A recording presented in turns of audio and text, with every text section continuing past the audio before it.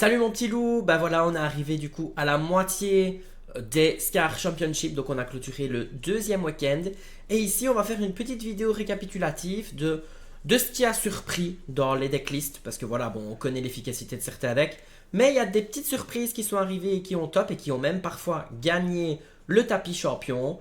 On va découvrir ça ensemble, c'est parti.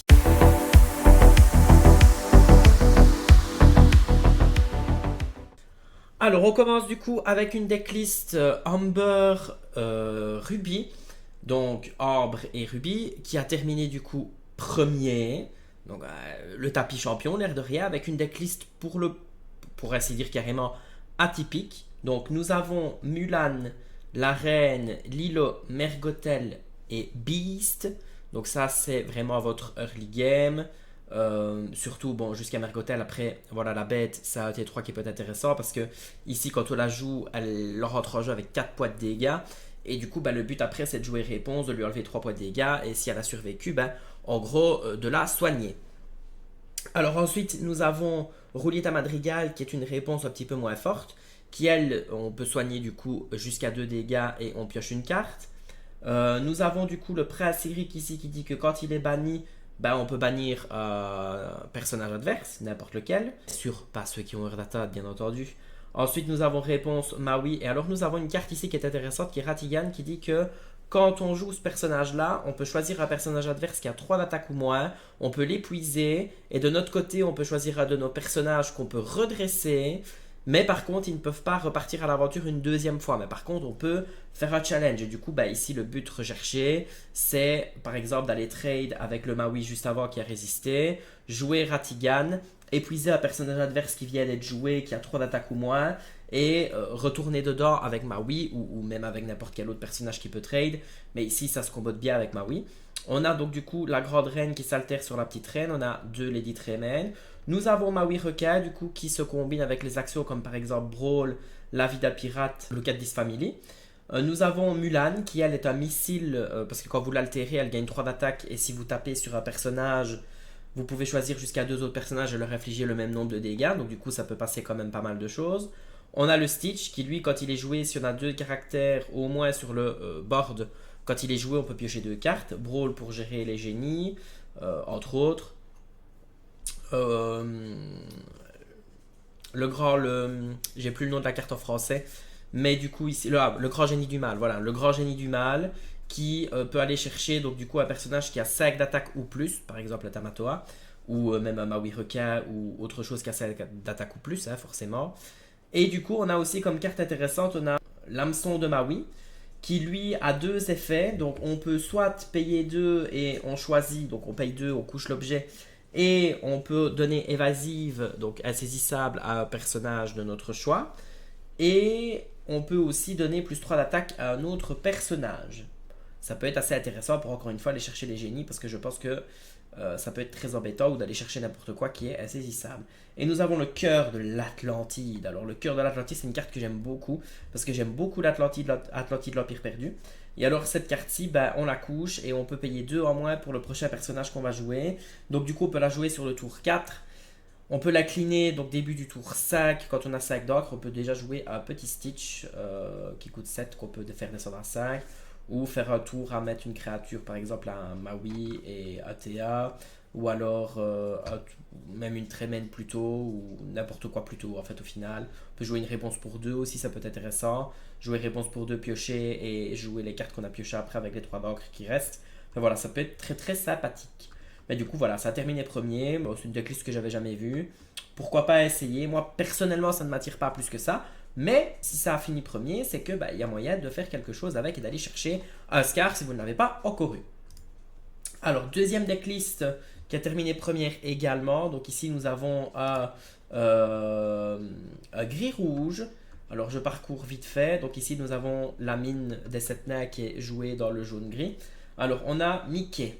On a Moana, donc Moana, elle, du coup, Vaiana, ce caractère-là ne peut pas challenge si on n'a pas de capitaine en jeu. Bon, du coup, au final, c'est pas spécialement grave, mais ça reste quand même une 3-2 qui leur pour A. Et si on veut la chercher, généralement, vu qu'elle a 3 d'attaque, on va s'écraser dessus. Alors, on a Kaloun, on n'en discute plus. On a le prof, du coup, qui est une carte très très forte en gris. Flynn Rider, Monsieur Mouche, Pat. Ici, va tirer son épingle du jeu parce que si vous mettez en curve Mickey ou Vaiana, juste ensuite vous mettez Flynn Rider. Surtout avec Vaiana qui a déjà 3 d'attaque, vous mettez Flynn Rider. Ensuite, vous mettez Sisu ou Pat. Ben, Pat, il a déjà 5 d'attaque. Lui, son attaque ne se modifie pas et du coup, il peut être très sympa. Et en plus, pour aller le chercher, bah, du coup, on va s'écraser dessus et lui peut aller chercher quand même un trade assez efficacement. Alors ensuite, nous avons Sisu qui se combine très bien avec Flynn Rider. Nous avons Dago, ici Super Dago, qui quand il challenge, on gagne de l'or. Voilà, c'est gratuit. On a Pluto ici qui est une très très carte qui est très très forte en rempart, qui devient une 5-5 tant qu'elle n'a pas de jetons dommage sur elle. Prince Eric, hein, qu'on a vu dans la déclisse juste avant. Ici, qui quand il est banni, on peut bannir un personnage adverse. On a la bête pour piocher. On a Chienpo en rempart qui est dans le même état d'esprit que Pluto, sauf que lui c'est toujours 4 d'attaque. On a Maui, traditionnel. Mickey Mouse qui lui est à shift. Alors lui, en gros, quand ce personnage-là part à l'aventure, on peut choisir un pirate qui gagne plus 2 d'attaque. Et il a comme effet supplémentaire, ce personnage-là ne subit aucun dommage ce tour-ci. Donc ça peut être sympa, sachant que Monsieur Mouche est un pirate, que Vaiana est un pirate, mais bon, il n'y a pas de capitaine dans le deck. Mais on a aussi Prince Eric qui est un pirate. Donc du coup, ça peut, voilà, ça peut se combiner assez bien avec des cartes. Et en plus, si on utilise Monsieur Mouche pour trade, ou éventuellement qu'on utilise le Prince Eric, bah du coup, ils ne meurent pas derrière du coup puisqu'ils prennent pas de dégâts. Donc ça peut être assez sympa pour garder des personnages sur le board. Alors on a ensuite Allumer les mèches, Brawl pour gérer les petites créatures, et la mine des 7 naves qui permet également d'avoir de la gestion et qui permet de faire des dégâts. Alors le seul truc ici qui me pose problème dans ce deck là et qui fait que je ne le jouerai jamais, c'est que la seule carte qui fait piocher c'est Prof. Donc en gros si on n'a pas Prof ou Mulligan, oui il y a la bête aussi mais je veux dire de manière instantanée. Si on n'a pas Prof au Mulligan ou qu'on le pioche pas tout de suite, ça peut très vite être compliqué, surtout si on vide sa main et qu'on nous gère toutes nos créatures. Je pense par exemple contre Silsong, je pense pas que ce deck là il arrive à faire quelque chose. Ensuite on a la bête, ici on pioche pas instantanément. J'aime pas non plus, mais il faut quand même avouer que ça a quand même de la tête, et puis bah voilà, ça a fini premier, donc du coup bah pourquoi pas. Deck qui m'intéresse pas du tout non plus, mais voilà, ça mérite au moins d'exister. Au moins on voit quelque chose de différent et c'est assez sympathique. Ouais, c'est sympathique. Moi j'aime bien. Peut-être éventuellement intégrer un capitaine pour rendre Vaiana qu'on puisse pouvoir trade avec. Parce qu'il faut un capitaine pour qu'elle puisse faire un défi. Mais je vois pas trop comment modifier la decklist. Puis de toute façon, je vous avoue, vu que c'est pas quelque chose que je vais jouer, je vais pas trop m'y intéresser. Mais en fait, je vois qu'ici, Mickey Mouse en fait est capitaine. Donc tout ce que je viens de dire, on peut oublier. Avec en fait du coup en ayant le shift sur le Mickey Mouse, vu qu'il est capitaine, Vaiana pourrait défier et du coup ne pas prendre de points de dégâts de son défi, parce que si on part à l'aventure avec Mickey Mouse, on peut faire en sorte qu'un pirate gagne l'effet de ne pas subir de dégâts, et en plus elle taperait à 5, donc du coup ça ce serait violent. Du coup pas besoin de modifier, il y a un capitaine qui est ici, je ne l'avais pas vu. Alors ensuite on arrive sur une decklist qui est assez intéressante, parce qu'en fait j'ai gagné, bon, pas avec celle-là, donc celle juste après, mais je veux dire avec cette association de couleurs là, j'ai remporté un Scar avec ça, donc j'ai eu une carte, j'ai terminé 4ème. C'est une combinaison assez sympathique. Alors j'ai mis les deux decklists possibles parce qu'en fait il y a deux versions possibles. Les deux versions tournent autour de soumettez-vous à ma volonté et de la mécanique de bounce avec les muses pour renvoyer les cartes de l'adversaire en main, jouer Clarabelle, se refaire une main toute complète, piocher, soumettez-vous à ma volonté, et le tour d'après, si on a pioché une ou deux chansons dans le package Clarabelle, remonter encore des personnages grâce aux muses et du coup défausser toute la main de l'adversaire. Alors c'est super fort. Moi j'ai adoré jouer ce deck là, mais personnellement c'est un deck que je pourrais je pense jouer qu'une seule fois ou deux maximum, parce que l'air de rien, moi ça m'a donné mal à la tête. Alors cette version-ci joue avec Faversham et les objets et Belle. Belle, je rappelle que quand on a 10 d'encre, elle gagne 4 de l'or, donc elle passe à 5. Et qu'il y a aussi Tamatoa et Sous-Fétiche. Alors, j'ai testé cette version-là en entraînement juste après avoir testé l'autre version que je vais vous montrer juste après. Je ne l'aime pas parce qu'elle est beaucoup trop dépendante des pioches et j'aime pas jouer en fait avec les objets Fluttershy. J'ai joué bleu-rouge pendant tout un moment et en fait j'ai arrêté parce que ça m'énervait. Mais du coup, il faut savoir que la decklist fonctionne. Ici, c'est par Specimen, donc c'est un YouTuber ici anglophone qui du coup a terminé premier. Donc voilà, il a construit le deck, il sait de quoi il parle. Mais moi personnellement, je préfère l'autre decklist. Mais si vous aimez bien jouer bleu-rouge et que vous aimez bien la mécanique de Flaversham avec ce bleu lumière, les objets, etc., Tamatoa et Lucky Dime, c'est quelque chose qui peut vous intéresser. Surtout que la partie verte est très game breaker avec Soumettez-vous à ma volonté. Quand le deck sort bien, voilà, des fois c'est un peu compliqué. Alors du coup, ça par contre c'est la decklist que moi j'ai joué. Donc voilà, c'est une decklist que j'avais reprise. J'avais juste modifié deux choses. J'avais mis un troisième soumettez-vous à ma volonté. J'avais enlevé crois-moi j'ai vu pire et j'avais enlevé un génie pour retourner à 60 cartes et pas 61 cartes. Du coup j'ai terminé quatrième. Alors globalement c'est la même idée que la decklist juste avant, sauf que du coup vous n'avez pas les objets. Donc ici c'est plus sur une mécanique de grand-mère Tala pour aller chercher ce qu'il faut, après chanter ce bleu lumière pour aller chercher ce qu'il faut, ramper très vite avec Typo évoqué sur la mer, poser les muses, commencer à chanter, renvoyer un petit peu tout ce qui passe. Et en fait ici il y a n'écoute que moi pour pouvoir vraiment renvoyer tout ce qu'on veut. Aller chercher avec Soumettez-vous à ma volonté, pardon, aller chercher avec Vision de l'avenir les cartes qui manquent. Utiliser Clarabelle une fois que la main du mec en face elle est énorme pour pouvoir récupérer plein de cartes et plein de ressources et puis juste après faire soumettez-vous ma volonté et voilà et c'est le même principe c'est de rendre la personne en face au top deck en lui défaussant toute sa main et l'étrangler au niveau de ses ressources. Donc du coup c'est assez sympathique, deck très très amusant, très surprenant. Faut aimer jouer ce genre de choses là parce que du coup en fait la plupart du temps vous allez juste contrôler avec les muses. Le seul défaut de ce deck là c'est qu'il ne passe pas les parties grises avec Kaloun et Monsieur Mouche, sauf avec les n'écoute que moi, mais bon du coup c'est pas à l'infini. Que par contre cette decklist là avec le bloc de glace elle peut passer les mouches, les Kaloun, etc., les créatures qui ont 3 d'attaque et les faire descendre pour qu'elles se prennent les muses. Bon là ici c'est pas le cas, mais vous avez d'autres outils pour pouvoir de toute façon prendre le board et renvoyer les cartes en main. Très très sympa, ça pour le coup c'est très sympa. Alors ensuite nous avons Gris-Bleu qui a terminé deuxième, qui est basé sur le coup Alice. Donc en fait on a Mickey Mouse, Robin des Bois. On a du coup Kaloun, Prof, Monsieur Mouche. Et alors du coup on a Alice. Alice je rappelle que quand elle est jouée, elle a hors d'atteinte. Et alors du coup quand elle part à l'aventure on peut choisir un autre personnage qui gagne hors d'atteinte et qui gagne un de l'or. Alors ça peut être utilisé pour protéger des personnages qu'on n'a pas envie qu'ils se fassent gérer tout de suite. Ou ça peut permettre de donner un de l'or à un autre personnage et de partir à l'aventure avec. Et par exemple avec Monsieur Mouche de faire 3 de l'or et ça c'est énormissime. On a John Silver qui quand il est joué, on peut choisir un personnage adverse qui ne peut pas défier. Ça peut être sympa pour protéger ses créatures. Surtout là Alice si on l'a couché et qu'en face il n'y a qu'un seul personnage ou deux, du coup on peut essayer de sauver sa Alice pour profiter encore à Alice à un tour. On a Pat, traditionnel Pat, plutôt rempart extraordinaire. Picsou qui est une crasse à gérer, surtout que quand vous avez Big Ben juste après, ça devient une 5-5 avec résistance plus 1, donc il ne se prend plus de Zeus. Très fort. Baymax ici que quand on joue ce personnage là, on peut choisir un de ses personnages. On peut enlever jusqu'à 2 dommages sur le personnage et si on le fait, on gagne un point de l'or par jeton de dommage qu'on a retiré. Et cet effet s'active aussi quand il quest. Donc du coup vous le jouez. Vous faites un trade, vous le jouez ou vous sauvez par exemple votre Pluto voilà, vous faites un trade avec votre Pluto et vous lui redonnez ses dégâts ou n'importe quel autre personnage qui est blessé comme Robin des Bois, Alter ou quoi.